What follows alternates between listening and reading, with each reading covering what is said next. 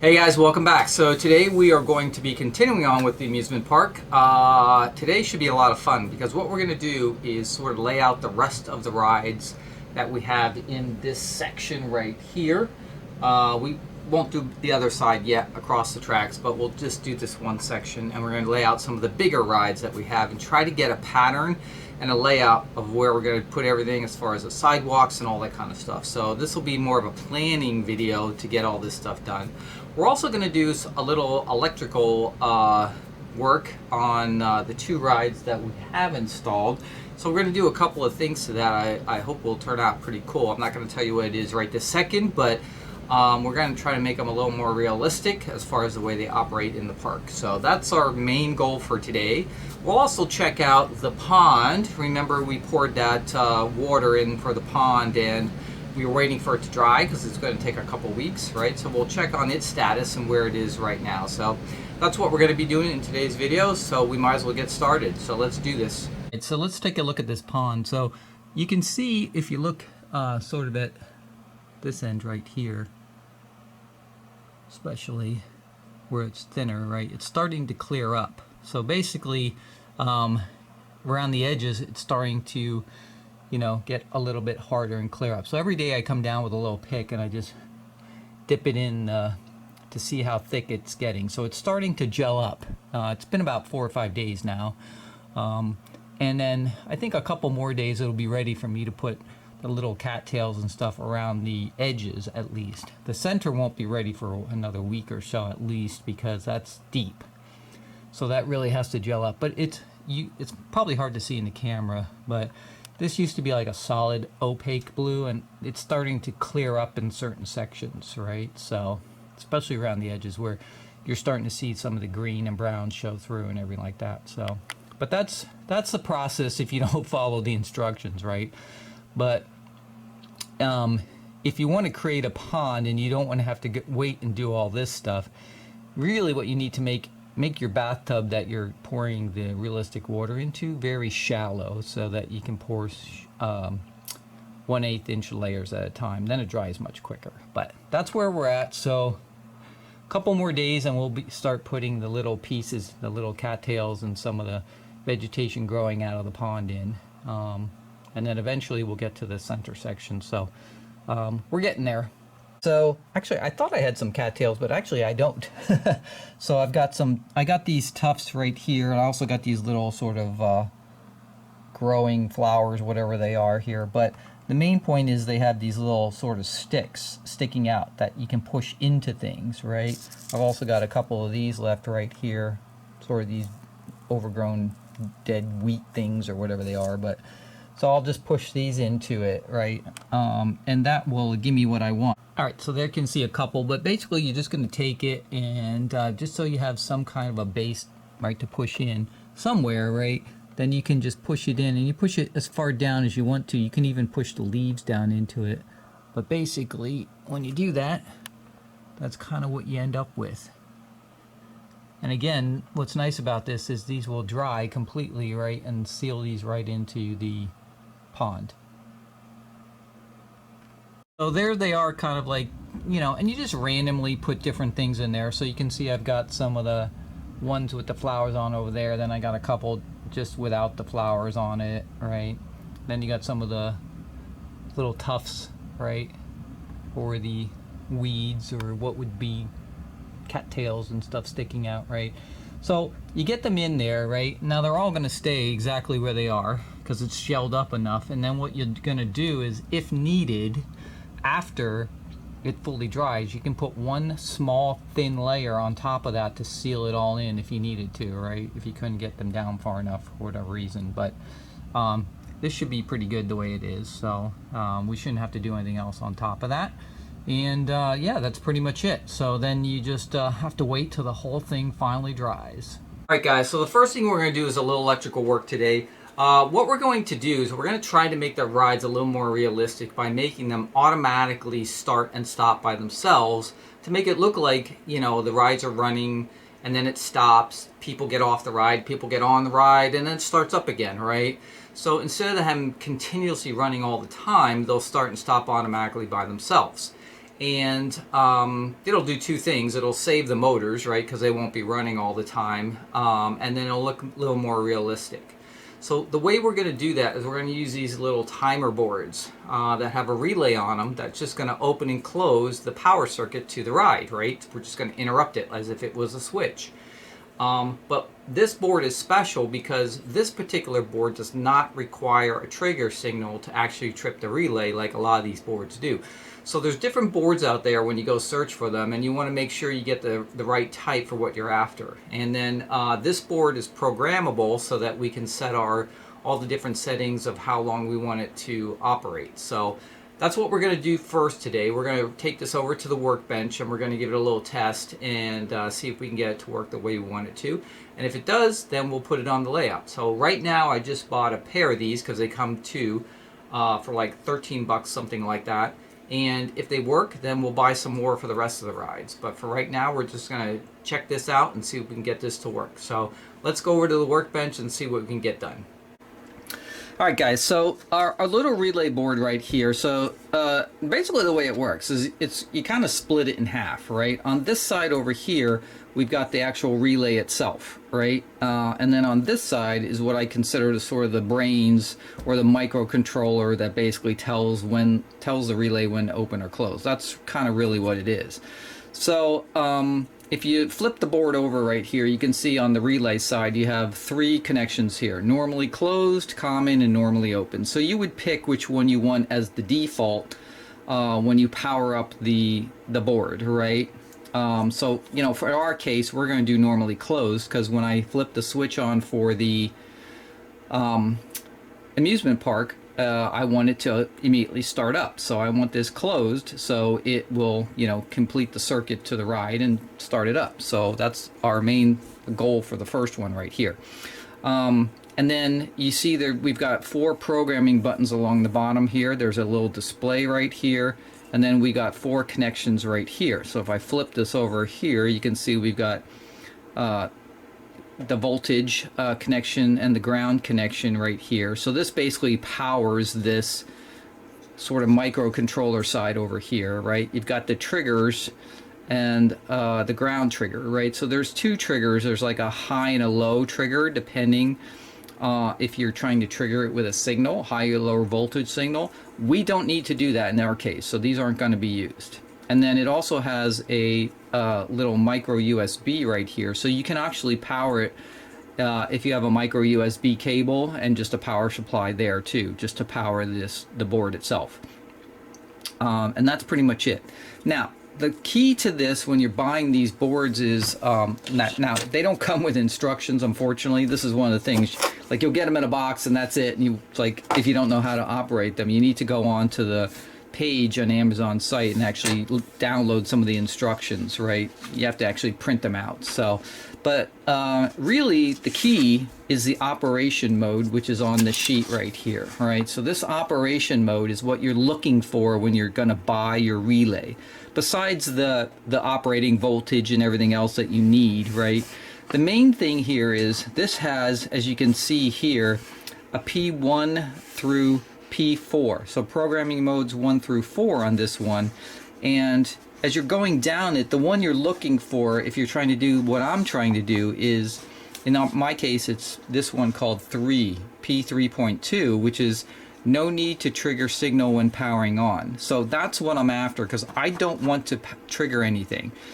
Trigger signals are used for things like if you want something to activate when a train goes by or something. You have some kind of a sensor, and when the sensor, when the train passes the sensor, it's actually sending a feed signal to the board, and then the board says, okay, now I know to close the relay, right?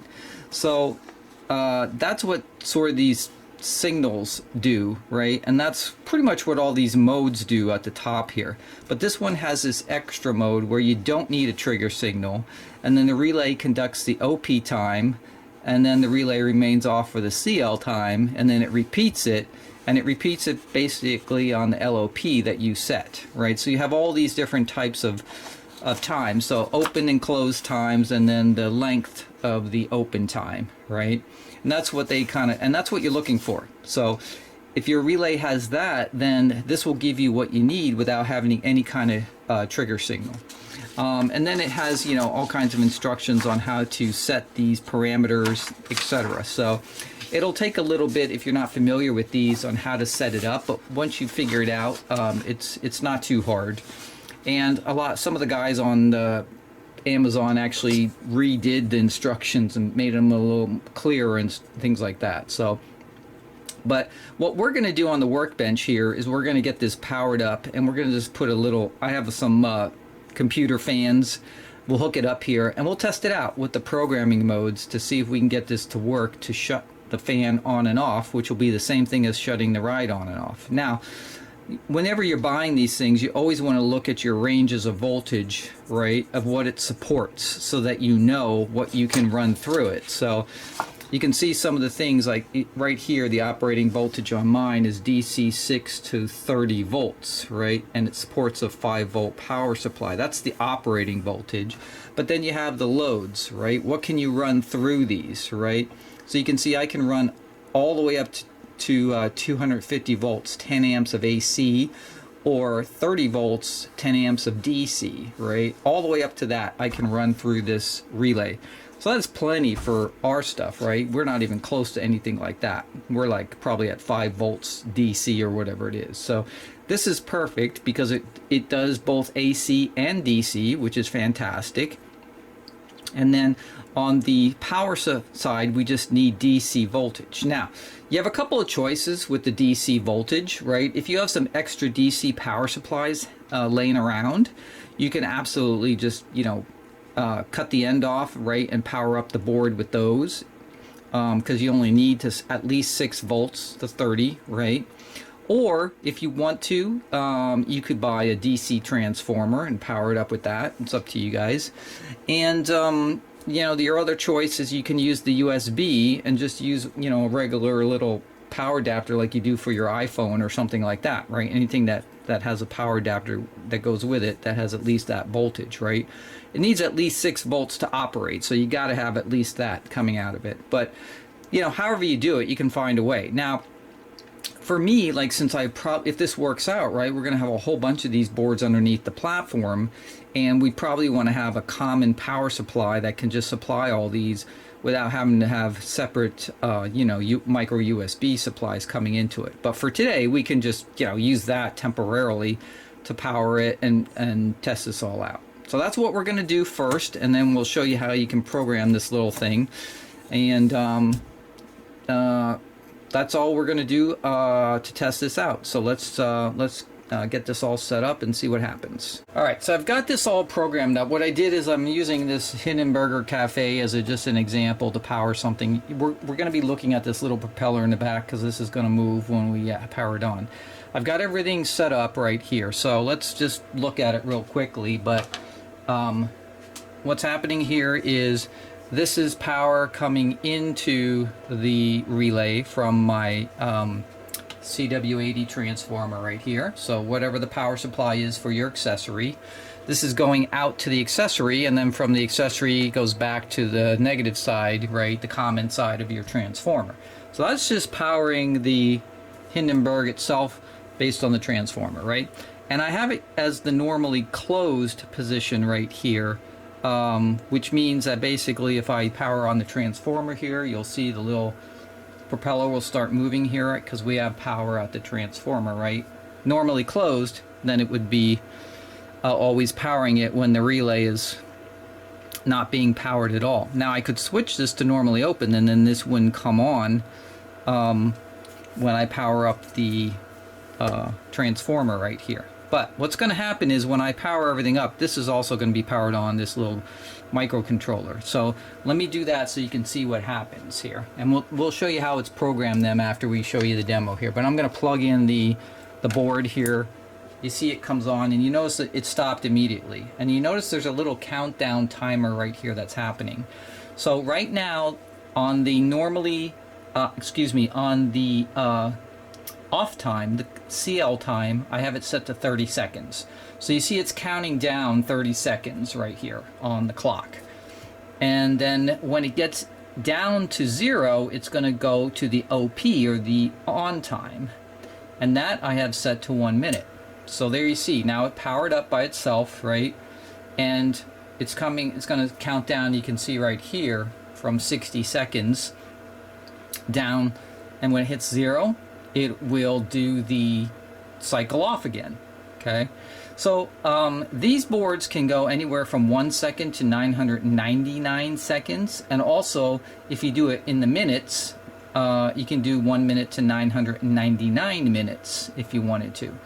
But remember, there's 3 settings we're worried about here: on time, off time, and cycle time. Now, there is a setting on the cycle time where you can just make it for infinite cycles, so it never ends. It will just keep going and going and going, and that's what I have it set to. So it would keep doing this on-off cycle as long as there's power to the board. And that's what's so cool about this particular board, is the programming modes it has on it. Now, if I wanted to, you can also do a 1/10 of a digit. Okay, you saw it just powered off right there, right? So if this was a ride, people are getting off the ride, right? And then new people are getting on the ride, and then in 30 seconds it'll start up again and keep going through its cycles.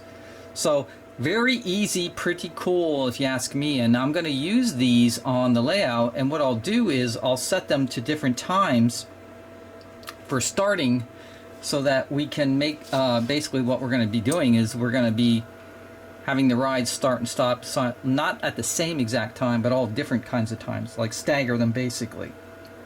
So that's kind of how that works. Now, if I move this to the normally closed position, or normally open position right here, because here's the one issue with it, is that the cycle modes are open, closed, and LOP. So if I move this wire from the normally closed to the normally open over here, then it would be sort of the opposite, where my open time, right, would close the relay, and my close time would be the opposite, right? So if I want to, when I power up the amusement park, for all the rides to start immediately, right, then I could move this wire over to the open time, and then these settings that I have would be reversed.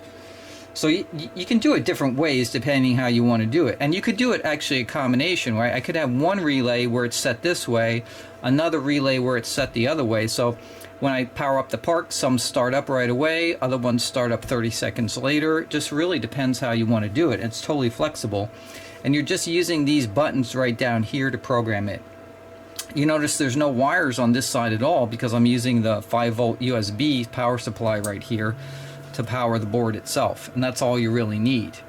But I think because I'm going to have so many of these boards, one for each ride underneath the layout, I'll probably have to come up with some DC power supply. Maybe I'll buy an old HO transformer or something. I'll have to find something. Allentown's coming up next week, so I'm going to try maybe to find something out there that I could use. This is nice and convenient to just be able to plug this in, but I'd have to have a whole bunch of these little power supplies underneath the layout. That takes up a lot of outlets, so I'd rather not do that. If I can use a single transformer and just power all these boards at the same time. But you can see how cool that is, right? It's automatically going to start and stop, and this cycle will just continue indefinitely. It won't be as long as there's power to the layout. So, all right, so let's check it out. How did I actually program this board? All right, so what happens is when you first plug the board in, it will go to its first operating mode, which is P1.1 in this case, which is one that requires a signal. We don't want to use that one. So what we're going to do is actually change it. And so there's a set button here, and you just hold it down basically, and then it will go into the modes, and then you use the up and down buttons to switch your modes. Right, so if I want to switch my mode to 3.1, there you can see it, up goes to 3.2.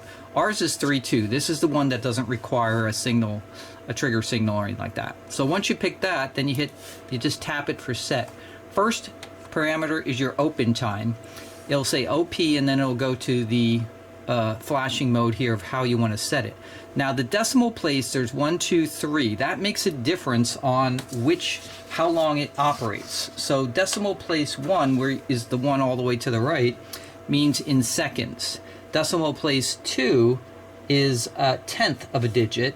Okay, So like 0.1 seconds, etc. You can get really detailed if you want to, like 3.2 seconds. And then all decimal places lit are minutes. So if I do the stop button and you hit it, it changes decimals. That's a tenth, and then now we're at minutes, right? So you can do it either way you want to. I'm just leaving it at seconds because it does a nice countdown on the timer so you can see what's going on. When you do minutes, you don't get the countdown, so it's a little bit nicer when you do the seconds, right? And you just add up however many seconds you want. So this is 30 seconds off. So if I wanted to change it to 35 seconds off, I just hit the up button and you move it.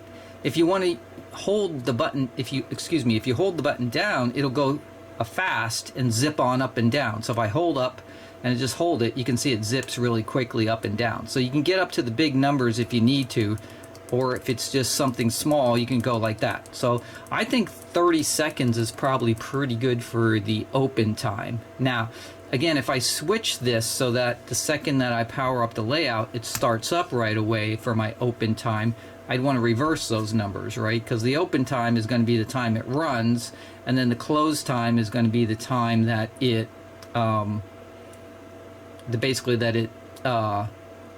will stop, right? So, but we're going to leave it at 30 seconds right now here for this time, and then just lightly hit the set once, and now you're at the close time. So then when you get to the close time, you see them at 60 seconds. So that's about a minute, right? If I want to go a little higher than that, maybe a minute and a half, then I could go 90 seconds. And then I'm at that close time, and then I hit set again. Now I'm at the loop time, right? The cycle time. And if you notice, I'm at 3 dashes. 3 dashes, it means infinite. But if I wanted the cycle to stop after a certain amount of time, you could hit the up or down button, and this will tell you how many cycles it will go through. So if I did this, it would go through 2 cycles and then stop. But I don't want that, right? I want infinite time because I never want the cycles to stop once it's powered on. Okay? And then once you do that, then you just hold this down, and now you're set. And then you're at the P3.2 mode, and you can see it's starting its cycle right here. So if I power this up right here, because I'm on the normally closed right now, and this is the open time, that's why it's not running right now. But you'll see as soon as it kicks on here,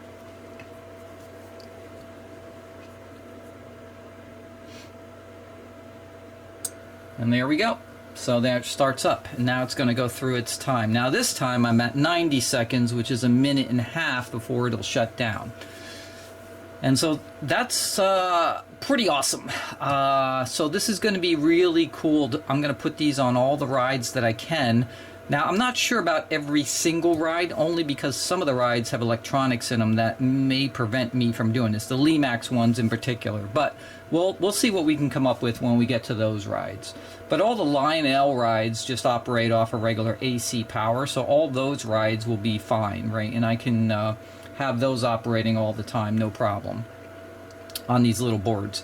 So I'm going to get some more of these little boards because they're awesome, and like I said, in this particular case, you have this extra mode that doesn't require a trigger signal. It just, program it in, and then once you've got it all programmed in, then you're set to go.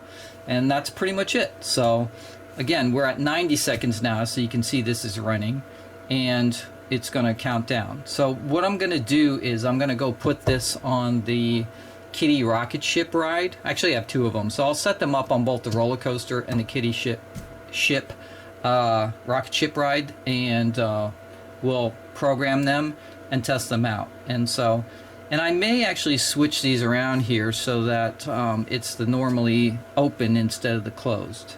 So this should shut off, and it did. So let me switch this wire around and show you what happens here.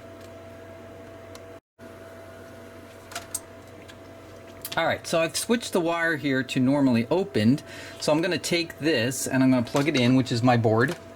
And you notice it comes on right away. And now the countdown is starting for the normally open, which is 30 seconds. So I'd have to switch my times around, right? And switch this to 90 and then put the closed one to 30 instead. But what this does is when I power up the layout, all the rides immediately will start up. And then it'll shut down, of course, when I turn the power off. Everything shuts down as normal. But in this particular case, you can see now I'm on 90 seconds for my off position right here, right? And what I'm going to do is I'm going to change these around per relay, per ride. So some rides will start up immediately when I hit the power button, and other rides will take 30 seconds to start up. And I can stagger them so that they all sort of start and stop at different times, just like a real amusement park would, right? So, you know how if you've ever been to amusement park and you come in, you're the first visitors to come in, you notice that some rides aren't running right away because nobody's on them yet, and then other ones are running as soon as people jump on them, like the first rides that come into the park. So it'll be kind of like that, which will make it a little more realistic. So yeah, these boards are super cool. Again, I'll put the little link to this actual board if you're interested in this particular one. It is super easy to program. And now, like I said, they don't give you instructions. You just, on the actual web page on Amazon, it actually has the instructions right on the page that you have to print out. You just copy it and then put it in like a Word document and print it out, and then you'll have the instructions to program it. But the buttons are pretty easy. It's the stop button that doesn't make any really sense, and that's the one where you're setting the decimal places, basically, on the board, depending how you want it to run. So. And that's pretty much it, guys. So these are super cool boards, and we're going to use them on as many rides as we can on the layout to trigger on and off, and I think it'll be pretty cool once it's all set up. Oh, just one little note. The reason I switched this to the normally open over here is because the one thing you can't control on the board is which of the modes or which of the cycles happens first. So just by default on the board, the open time is the first. And it's the first thing that starts when you power up the board. You can't switch them which one you want first, right? So it's always going to be the open time, the close time in the cycle that they run. So you just use these two wires and switch them to the different terminal depending which you want at startup. In other words, when I say startup, I mean when you power up the layout. And these actually, when you're powering up these little boards right here, which way do you want it to go? So just keep that in mind. That's the only piece that you can't adjust, but you still have an option right here just by switching the wires, and you still get the same outcome that you're after. So it still works. So I have the board installed for the Kitty rocket ship ride that you can see over here, and then you got the Cyclone over there. So I'm gonna hit power, which powers up the whole park, remember, because I have it on that power strip, right? And then we're gonna watch it. So, okay, I powered up. You notice the Rocket Kitty ship ride is stopped right now because it's the way I have it set up is it is starting with a normally open, and it is timing down from 30 seconds. But you notice the Cyclone started right up, right? That's running right away because I don't have a timer on that yet, okay? So we just have to wait 30 seconds here. And then once that counts down, it should start up the rocket ship ride. And there it goes. So now it starts up. And that's going to run now for 1.5 minutes before it stops again for another 30 seconds. Now, I think 1.5 minutes maybe a little too long. So I think I'm going to cut that down to 1 minute. So my cycles will be 1 minute, 30 seconds, and then 1 minute, 30 seconds on and off kind of type of thing. We'll see. We can play with it, right? But you notice also that I fixed the wiring. I had it reversed before, and it was going in the reverse direction. So now it's going forward like it should be. These are just DC motors on all these things. So, you know, if you get the wires backwards, then you got to just make sure you put them on the right way. And yeah, that's it. So this will, you know, after 90 seconds here, it'll stop and then go through its 30-second stop cycle and then keep going. So you could also just do even increments, right? A minute each, depending, you know, how realistic you want it to be, how long it takes to get off rides and things like that. So kind of cool. And yeah, that's going to work out really well. I think when you see all the rides sort of automatically stopping and starting by themselves, once, you know, all of them are on here, I think it's going to look pretty neat once it gets all done. So, all right, guys, remember my last video we talked about those little chasing LEDs that are going up the coaster? They're really bright. They're all white. So I decided to come up with a little method to sort of dim them down a little bit and make them a little more fun. So let's look at it. What I did is I took a bunch of colored Sharpie markers and I started coloring the top of the LED lens. And this is kind of what it looks like. So I don't know if you can see it in the camera, but they're kind of color-coded now. Now, you see on the back side is actually blowing it out because they're still white, but because there's LEDs on both sides of these strips, but I'll color them all. But you see on this side right here, if we kind of just look at this side only, they're much more subdued, and now they're all different colors when they're going up the side of the coaster. So that's kind of cool. So very easy to do. Just take Sharpie colors and just create however many colors you want.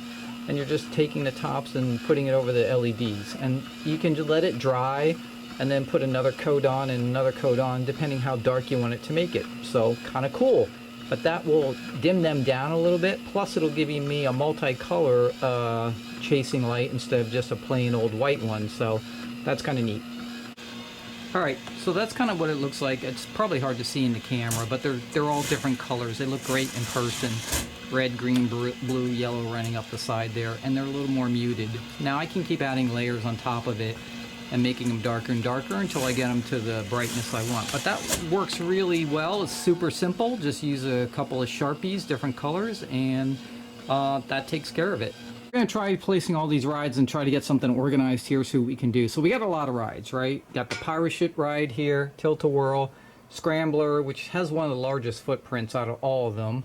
The Carousel, Parachute Drop, we got the Swing Ride, we've got, of course, the Ferris Wheel, there's the big rocket ship ride, and then we also have the Hindenburg Cafe we got to squeeze on there, and then the midway stuff like the Duck Chute, the, I forget what they call this, you know, it's the one where the guy hits the sledgehammer to go up to the bell, right, to test the strength or whatever it is. And then we've got 4 midway carnival booths right here, and then we also have way over here the balloon ride, right? So a lot of stuff to squeeze on. Now we do have this section here and this section over here, so we'll see how it all lays out. But I'm just going to jump on the layout right now and then just start laying things out and seeing where everything goes. Now obviously, we don't want rides blocking other rides so you can't see them. So like things like the Ferris wheel needs to go somewhere in the back more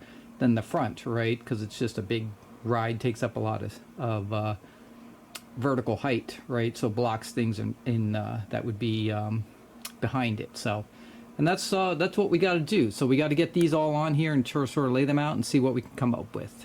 So I started laying this out. You know, I keep twitching it around, not really satisfied yet. But the Scrambler, which is the biggest footprint, it's the ride with the biggest footprint. It's pretty large. It's hard to see in the in the video, but scale-wise, it's got a giant footprint. So that I'm going to put right in front of the coaster where you see it. I think that fits really well there, and it doesn't block the coaster. So that I do like, and I think I will leave the Tilt-A-Whirl right next to it. So that'll be fine right there. Then I do need an area for the food, right? So the Hindenburg Cafe is going to be somewhere. I'm just not sure where to put it exactly. And then I have this little cotton candy midway booth that we can pretty much actually stick anywhere. It could be anywhere in the park, actually. This is going to be the parking lot, like I told you before, once we get it all fixed. And then we've got these 3 ticket booths right here that we're going to use as the entrance. So this will be fenced off on both sides of the 3 ticket booths, so you know you have to enter through there. And then we'll probably put some kind of big arch thing that I'm guessing we're going to have to make, right, for the entrance to the park there. And then you come into the park, right? Obviously there has to be pathways to all these areas. Now for the cafe, I'm going to need to find probably some picnic tables or tables to put in front of that, right, so people can sit and eat and have a lot of people milling around the cafe. I'm not exactly satisfied where that is right now, but we'll see. Then we have the carousel, of course. Now the carousel typically is like somewhere in the center of the park, so that's why I just sort of put it in the center of all the rides right here. And then we have the swing ride, and then the parachute drop in the back there. And then over here is where we put the pirate ship ride. And then we sort of had this little area, which is like a midway area with some games. And then we've got the test of strength here. And then we stuck the balancing man back here, only because didn't really have enough room up here. I may switch that around, I'm not sure yet. And of course the Ferris wheels in the back here on the other side of the track, along with the rocket ship ride and the balloon ride, which is going to have its... The balloon ride is going to have its own double scene where I'm going to have two places where people load on the balloons as it goes up and down. So I got an idea with that one. But that I think we're going to put on the other side of the track here because there's just not enough room on this side. Don't forget, it looks like it's open right now, but we have to put a lot of pathways and all kinds of things in between all these rides. So we do need to leave some room. And then we have the duck chute back here. I don't know. This whole area right here I'm going to play with a little bit to see if there's a better arrangement of the rides. I'm not sure. See, the parachute drop is taller, so I think that one should go in the back there, although maybe I'll switch the rocket ship ride back there and put that over here. So we're going to play around with it a little bit. But you can see that's the sort of the basic layout. And I will, even though most of it will be semi on the same level, I think there's a couple I'm going to raise up, especially when you get to the pirate ship ride, because it has this giant base on it because of the motor underneath it and everything. So we need to blend that in so it doesn't look so just blocky, basically. So we may need to, I don't know, raise that up and then shaper sheet all the way up to it. So we'll see what we're going to do there. But that's kind of where we're at right now with all the rides. So I think I've come up with what I've decided is my final layout here. So like I said, there'll be some kind of entrance here. You see the ticket booths, right? And you'll come in, and then to the right will be the tilt-a-whirl ride. I'm going to put the cafe in the back there, so there'll be a bunch of picnic tables. So I'm leaving that space a little open right there for benches, picnic tables, stuff like that. I can move that cotton candy over a little, but for the most part, that's where it's going to be. We'll have the Scrambler here, the carousel, which will sort of be in the middle right here, and then we got the pirate ship ride. We have that sort of at a little bit of an angle, and then in the back there we'll have the parachute drop ride, and then the swing ride is right here. Over here we got the duck chute on the end, and here we have a little sort of midway where we got three midway games, and then we've got the test of strength right here, and the man balancing at the top here. So that will kind of encompass this side over here, which I think once all the pathways are down and all the scenery details, there'll obviously be lots of trees intertwined in all this right here and everything. So I think that's really good. But my purpose was that, like, I'm standing right here in the middle of the layout, right? And I just want to be able to see everything without being obstructed. So I think that kind of works out. I can still see the Hindenburg, which is a really cool accessory, and have a little scene in front there. And then the carousel, which is actually smaller footprint, right, is in the front here where you can see it easily. And of course then the midway rides really need to be in the front, especially the duck chute, because that has some great animation on it, and I don't want that blocked. I want it fairly close, you know, when you're standing in the middle here. So, and then these other bigger rides like the swing ride and the parachute drop, those are more in the back. And then what I'm going to do here also is I do have a metal pedestrian crossover I've never used, so I'm actually going to put that probably maybe here and have another way to cross over to the other side of the park for the pedestrians, because this whole area where you see the track and then the front here along the road is going to be fenced off. So it'll be fenced in, like, you know, so people can't get into the park besides through the entrance, right? And then we'll worry about this side later after we get this all the way up to the track done, which will include the Ferris wheel, the balloon ride, and we've got crazy cars back here. I forgot about that one, actually. We got to fit crazy cars in here somewhere too. So that's all got to fit inside here. Actually, maybe. Oh, I thought about that. I totally forgot I had this ride back here. It's been sitting in the back of the layout. I knew there was one I was missing, so I may try to squeeze that in over here, maybe. So we'll see. But that's what I'm going to start with. So what I'm going to do now is I'm going to take a Sharpie and I'm just going to outline where all these rides are, so I don't have to try to figure out the position again. And then I can start laying the first ground cover, which is going to be the grass mat.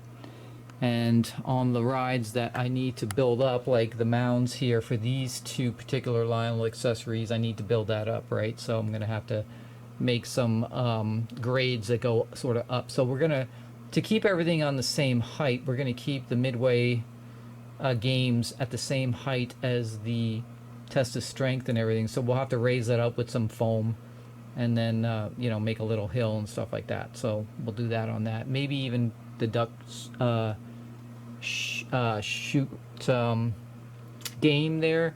Maybe I'll actually put that up on some foam just to raise it up, because there are some accessories right in the front here, the culvert loader, that you kind of have to look over to see it. So maybe I'll raise that up too. The rest of the rides in the back here, these will all be on this main level. So we'll probably have the main level here, and then as you get over here, there'll be some little hills going up and then back down towards the track. And that will kind of be the whole center section here. So as we do each one of these and we put them on the layout, I'm going to show you a couple of tips for each ride, kind of how they work and things that you should do before you operate them to make sure you don't damage them, especially if they've been sitting in a box for 20 years. Doesn't matter that they're brand new. There are things that you should do to them first when you take them out of the box before you try to operate them, to make sure you don't damage them. So alright, so that's where we're at. So let me go get these all marked out, and we'll get the initial grass mat ground cover down here on this side of the layout. First step, we've got the base grass mat down. So we just use this to fill up big spaces, right? We're still putting ground cover on top of it, but to blend everything in. But it's a very quick, easy way so that you don't have to use a lot of ground cover to cover large spaces of plywood, right? You just sort of put the whole thing down, and then I cut out the areas where the rides are going to go, just so I know kind of where they're going to be, and we'll start mounting them one by one. So the first ride we're going to mount is the one that goes right here, which is the Scrambler. So let's go over to the workbench and talk about the Scrambler for a second, and something that I recommend you do before you start putting it on your layout if you had just purchased this ride that's a couple decades old now.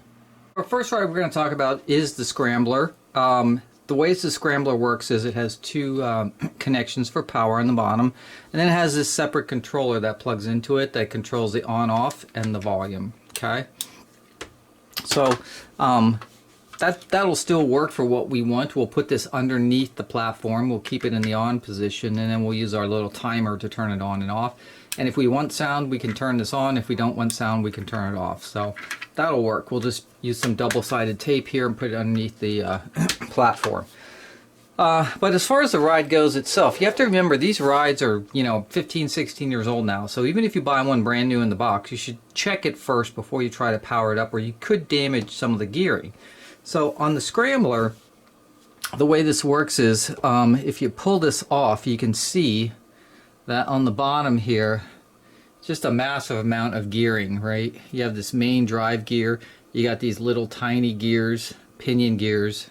It's almost like a differential, right, where it's driving this shaft, which drives gears inside this little box, which then drives the individual cars, right? And then there's a pivot point at the top here, which is also greased. So all this should be greased, so everything is completely free, right, when you get it. What you'll find is a lot of this has been solidified. Now I've already sort of done all that already on these, so it's ready to go. And then the other thing is down here, there's a big gear, and then there's a gear, this main gear right here. It drives around this ring gear that's around here. So everything must be lubed, including the shaft here, right? Because the shaft, this shaft, you need to lube it up so that the main main post here, you know, glides freely on it too. So all this should be lubed up, and as long as you do all that, then it should work fine when you power it up, right? If it's all gunked up because the grease is solidified, you want to take all that out and put new grease in. Obviously you want grease that's plastic compatible. Don't use an oil-based grease. And then that's it. You should be good to go. All right, so I got this one all powered up right here, and basically it auto starts and stops by itself, which is nice.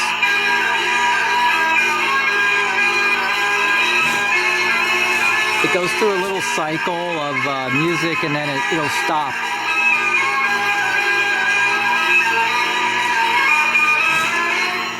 It's one of the nicest accessories Lionel ever made. It really is. They did a great job on it. Why they can't make stuff like that today, I have no idea, but back then, in the mid-2000s, they were making such cool accessories. So you see, this one actually stops, right? I don't have to actually use the little timer board on this one. It'll do it automatically. And I can turn off the sound so we don't have to listen to that.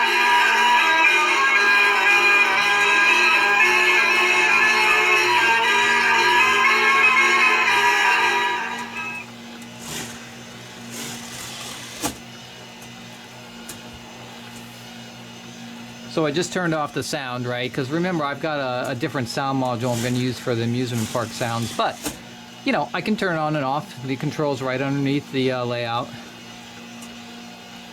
So I can put it near the edge underneath, so if I wanted to, I could turn it on.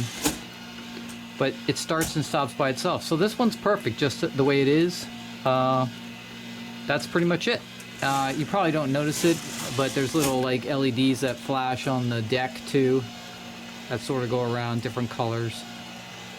So very cool accessory. The top has some lighting on it. It's a little bulb inside there, and that's pretty much it. So Scrambler is in place. So next we're going to put the Hindenburg Cafe in place, since that's farther back there. And then once those two are in place, we can finish out sort of the ground cover in the back of both of those rides, get that done. And then we'll come around the front of it. Now the Hindenburg, we're going to need to get some picnic tables or benches or something, so we still got to search for those. And then we'll need to put the walkways in too. So really I want to get 4 things in right here: the Scrambler, the Hindenburg, the tilt-a-whirl, and the carousel. I want to get those 4 rides in, and then scenery around them, and get the pathways in around them, and then we'll move on to the other rides. Alright guys, so next piece going on is the Hindenburg Cafe. Really cool accessory from Lionel. Well, I'll show it to you once we get it on there, but basically I'm putting this little sort of concrete platform down first so I can rest it on the platform.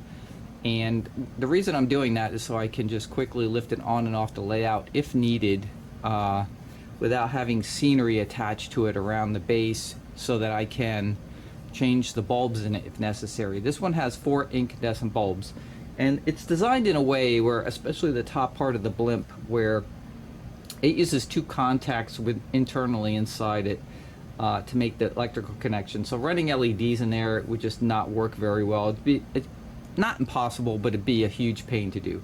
And there's nothing wrong with the incandescents. I'm going to run them on like 14 volts, so they'll probably last, you know, forever. But just in case I ever need to replace one, I'm making it so it's easily removable from the layout without disturbing all the scenery around it and everything. And that's why I'm making this platform. So I made it out of 1/4-inch foam, and I had some pieces left over, so I seamed them together. So in order to make it like one big concrete pad, what I did is I used a little spackle, drywall spackle. So you can use drywall spackle on foam and fill in little gaps if needed, let it dry, and then just sand down the high spots, and you're ready to paint it. So that's what I did yesterday. So now we're going to paint it a concrete color, let it dry for like 15 minutes, and we'll be ready to put the cafe on top of it and get it all wired up. Here you can see the Hindenburg Cafe, right? And you can see I painted the concrete color there. put some hedges around it to sort of trim it out, and then I'm starting the walkways, as you can see right here. And I'm just using this stuff here, which is just sort of this 1/4-inch foam, gray foam. It's flexible, so you can, as you can see right here, when you lay it down, I usually tack it with hot glue at one end, and then I'll start curving it around, and you just sort of tack it with hot glue as you're going along underneath it to make the curve, because it's flexible, which is really nice. And then you can always take an X-Acto knife and trim edges and things like that if needed, but that's kind of what I'm doing. So as you can see right here, you know, I've got the walkway kind of going, main entrance. There's an entrance up to the tilt-a-whirl. It's going back to the cafe, and then way in the back it wraps around in front of the Scrambler and comes over here, as you can see. So, and that's kind of what I'll do for the walkways for the rides. Now, you'll see when we get to the pirate ship ride, we're gonna have to build up some mountain areas there. But for the most part, this part's gonna be flat here. And in this section right here, I'm going to get a whole bunch of picnic tables, and you know, this will be like an eating area. Put a little, I think I have a little cotton candy booth I can stick in there and everything, but we'll make this sort of a gathering eating area right outside the cafe. Cafe is really cool. It has this little like mooring tower right here, which I don't know if you can see it right here, but on each side it has a restroom for men and women, so you know, that works. It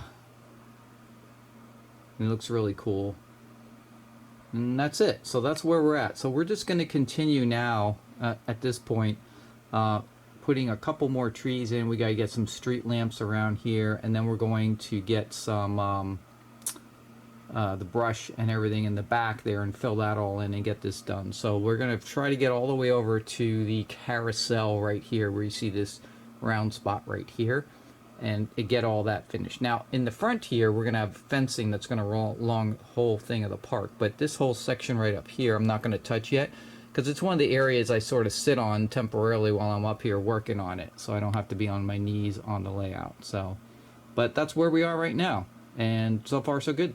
All right guys, to finish out part 1 of episode 9 here, I'm just gonna give you a little preview, right? But basically you can see we've got the whole Hindenburg area right here. Turned out really nice, and I've got some people and figures there. I've got some lamp posts right here. I've got this whole grassy area.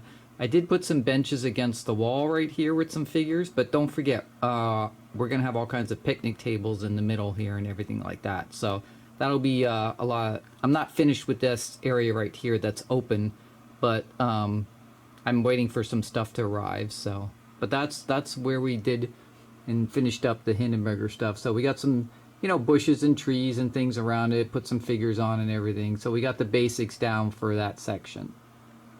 Then in the front here, you can see we have the tilt-a-whirl, right? So we got a line of people going up to the tilt-a-whirl. Again, we put some street lights around this. We've got scenery, we've got trees and everything. And again, the pathway runs behind the tilt-a-whirl back there, back to the Scrambler. So then we have the Scrambler here. Again, we got some lined up people there. There's a pathway in the back there, which comes along the back right here into the back of the carousel and then keeps going. And then up front here, we decided to put the cotton candy one right along the main pathway here. And got some figures and kids buying cotton candy, right?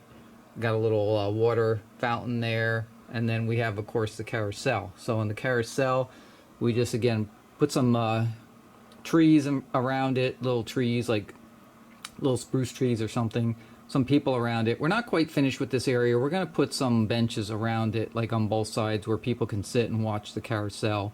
So we'll do that.